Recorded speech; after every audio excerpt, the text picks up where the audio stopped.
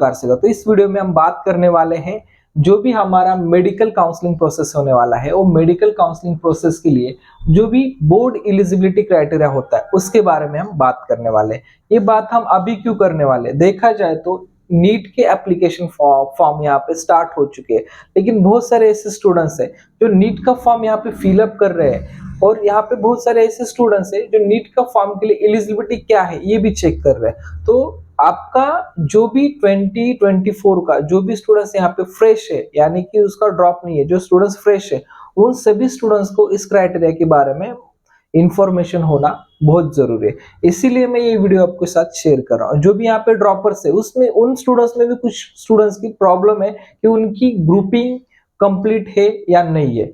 देखा जाए तो जैसे मैंने यहाँ पे बोर्ड पे कुछ कोर्स यहाँ पे मेंशन किए, लाइक दैट एमबीबीएस है, बीडीएस है, बीएमएस है, बीएचएमएस है, बीयूएमएस है, बीएससी नर्सिंग है।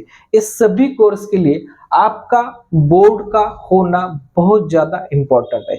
बोर्ड होना, और उस बोर्ड जो भी आपका बोर्ड है उस बोर्ड में आपका 11th एंड 12th स्टैंडर्ड में आपका फिजिक्स, केमिस्ट्री एंड बायोलॉजी, ये अगर 3 सब्जेक्ट है तो ही आप अगली काउंसलिंग प्रोसेस के लिए एलिजिबल है। अभी आप यहाँ पे नीट का फॉर्म ये आपके सब्जेक्ट नहीं भी रहे तो आप भर सकते हैं, फॉर्म भर सकते हैं, एग्जाम भी दे सकते हैं, लेकिन जब आप काउंसलिंग के लिए जाओगे तो वहां पे आपको डिस्क्वालिफाइड किया जाएगा।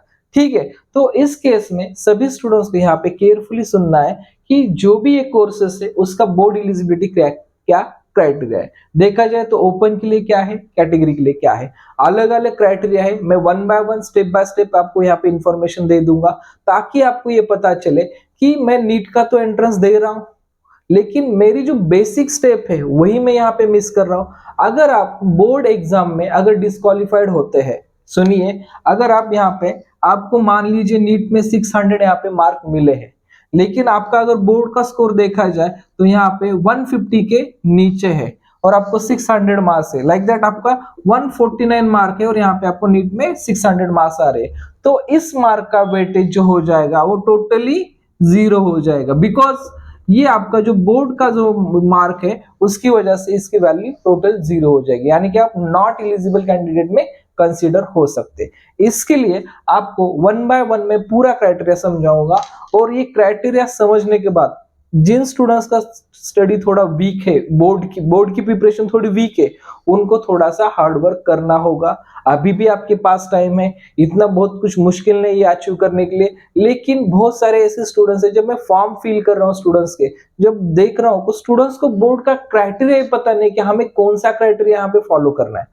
तो हम पहले जानते हैं ग्रुपिंग क्राइटेरिया के बारे में, जो भी ग्रुपिंग क्राइटेरिया होने वाला है उसके बारे में हम जानते हैं। ग्रुपिंग में ही एक यहाँ पे छुपा हुआ है कि नंबर ऑफ सब्जेक्ट, देखा जाए तो 3 सब्जेक्ट यहाँ पे एक साथ आके उनकी ग्रुपिंग कंसीडर की जाती है। उस सब्जेक्ट में फिजिक्स, केमिस्ट्री, बायोलॉजी, इन 3 सब्जेक्ट की जो सब्जेक्ट मिला के मार्क आते हैं उसको हम ग्रुपिंग कंसीडर करते हैं।